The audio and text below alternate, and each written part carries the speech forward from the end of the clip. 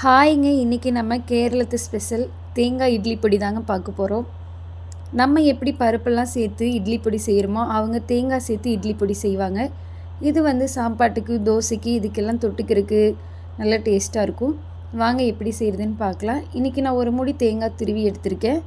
கூடவே ஒரு கொத்து கருவேப்பிலை, 2 டேபிள் ஸ்பூன் வெள்ளை உளுந்து, 2 டேபிள் ஸ்பூன் கடலைப்பருப்பு, 1 டேபிள் ஸ்பூன் துவரம்பருப்பு, சின்ன எலுமிச்சம்பழம் சைஸில் கொஞ்சம் புளி, காரத்துக்காக 6 வரமிளகாய் எடுத்துக்கோங்க. கூடவே 3 பல் பூண்டு எடுத்துக்கோங்க. ஒரு பேனில் 2 டேபிள் ஸ்பூன் ஆயில் சேர்த்துக்கோங்க. சேர்த்துட்டு நம்ம எடுத்து வச்சுருக்க பருப்பு மட்டும் நல்லா ஃபஸ்ட்டு வறுத்து எடுத்துக்கலாங்க. இது வந்து நல்லா நிறம் மாறி வர வரைக்கும் கைவிடாமல் அப்படியே மிக்ஸ் பண்ணிகிட்டே இருங்க. ஒரு 5 நிமிஷம் மிக்ஸ் பண்ணிங்கன்னா இந்த மாதிரி நல்லா பொன்னிறமாக வறுத்துடலாம். இப்போ வறுபட்டு வந்துடுச்சு. இதை வந்து நம்ம தனியாக பிளேட்டில் எடுத்துக்கலாங்க. இந்த பிளேட்டில் எடுத்து வச்சுட்டு அதே பேனில் நம்ம எடுத்து வச்சுருக்க புளியும் மிளகாயும் சேர்த்து நல்லா வதக்கிக்கோங்க.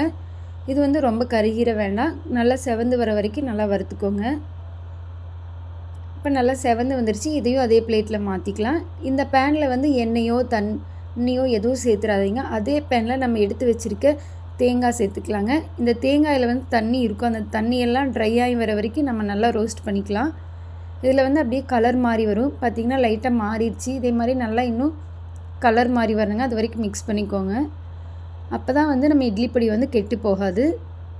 இப்போ நம்ம வறுத்து வச்ச பருப்பு மிளகாவை அரைச்சிக்கலாங்க. இந்த மாதிரி கொரகரன்னு அரைச்சிட்டு தேங்காய் சேர்த்துக்கோங்க. தேங்காய், வெள்ளைப்பூண்டு, கொஞ்சம் பெருங்காயத்தூள், தேவையான அளவு உப்பு சேர்த்துக்கோங்க. இப்போ இதை நல்லா அரைச்சிக்கோங்க. இட்லி பொடி மாதிரி அரைச்சிக்கோங்க. இந்த பதத்துக்கு இருக்கணும். இப்போ நமக்கு வந்து இட்லி பொடி ரெடி ஆயிடுச்சுங்க.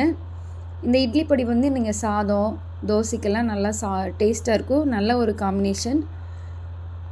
இதை வந்து நீங்கள் ஒரு ஏர்டைட் கண்டெய்னர் இல்லை சம்பளத்தில் போட்டு வச்சிட்டிங்கன்னா 20 நாள் வரைக்கும் கெட்டு போகாமல் இருக்குங்க. நம்ம சூடான சாப்பாட்டில் எந்த குழம்பும் இல்லை அப்படிங்கிறப்ப இந்த பொடியும் கொஞ்சமாக நெய் இல்லை அப்படின்னா இங்கே தேங்காய் எண்ணெய் இல்லை நல்லெண்ணெய் சேர்த்து சாப்பிட்டு பாருங்கள். அவ்வளோ டேஸ்ட்டாக இருக்கும். சொன்னால் தெரியாது. நீங்கள் ட்ரை பண்ணிவிட்டு எனக்கு கண்டிப்பாக கமெண்டில் சொல்லுங்கள். இப்படியும் சாப்பிட்லாம். நீங்கள் டிஃபனுக்கு ஒரு வேளை நமக்கு சட்னி அரைக்க டைம் ஆயிடுச்சு அப்படிங்கிறப்ப நீங்கள் இந்த இட்லி பொடியை மேலால் தூவி கொடுத்துருங்க. ஒவ்வொரு வாய்க்கும் இட்லி பொடி வர மாதிரி எல்லா பக்கமும் ஸ்ப்ரெட் பண்ணி போடுங்க. அப்படியே நீங்கள் அந்த தோசையை ஒவ்வொரு வாய்க்கும் எடுத்து சாப்பிடும்போது நீங்கள் சட்னியை விட இந்த இட்லி பொடியே ஓகே அப்படிங்கிற அளவுக்கு டேஸ்ட் இருக்கும்.